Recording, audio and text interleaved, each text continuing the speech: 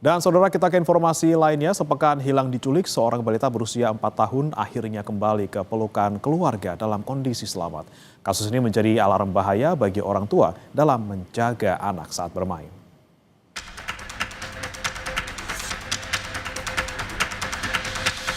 Sepekan hilang diculik, seorang balita berusia 4 tahun akhirnya kembali ke pelukan keluarga dalam kondisi selamat.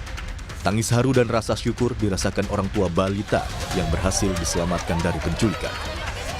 Korban ditemukan pada Sabtu, 8 November 2025 di Kabupaten Merangin, Provinsi Jambi, setelah hilang selama sepekan. Dari hasil pemeriksaan kesehatan, tak ada tanda-tanda kekerasan fisik maupun trauma psikologis pada korban. Dalam kasus ini, polisi telah menetapkan 4 tersangka yang berasal dari sejumlah daerah.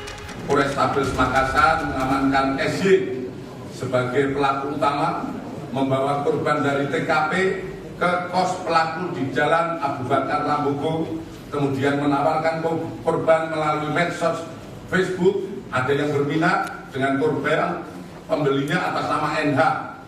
Hasil pengakuan asal dari Jakarta dan datang ke Makassar untuk membawa korban dengan transaksi sebesar 3 juta rupiah di kos pelaku. Kemudian korban dibawa NH ke Jambi, transit di Jakarta, dan menjual kepada AS dan MA, pengakuan NH sebagai keluarga di Jambi, sebesar 15 juta rupiah dengan dalih membantu keluarga yang 9 tahun belum punya anak. Kemudian AS dan MA mengaku membeli korban dari NH sebesar 30 juta dan menjual kembali kepada kelompok salah satu suku di Jambi seharga 80 juta.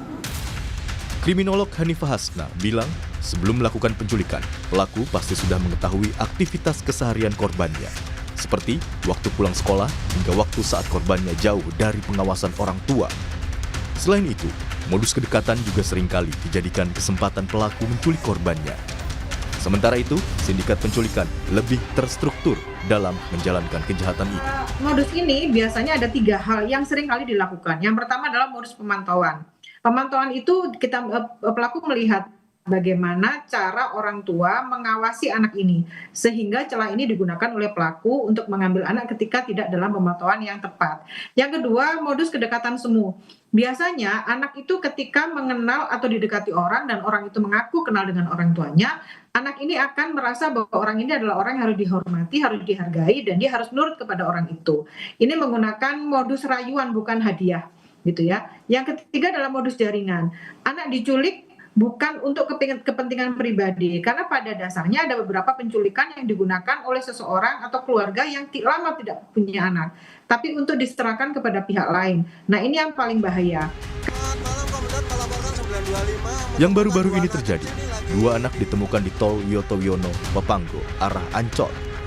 Diduga, kedua anak tersebut bingung usai diturunkan di jalan setelah diajak orang tak dikenal menggunakan motor. Kedua anak tersebut kemudian masuk ke dalam pagar melewati jalan keluar Papanggo. Dari kejadian-kejadian ini membuktikan pengawasan keluarga terhadap anak tak boleh dianggap remeh. Tim Liputan, Kompas TV.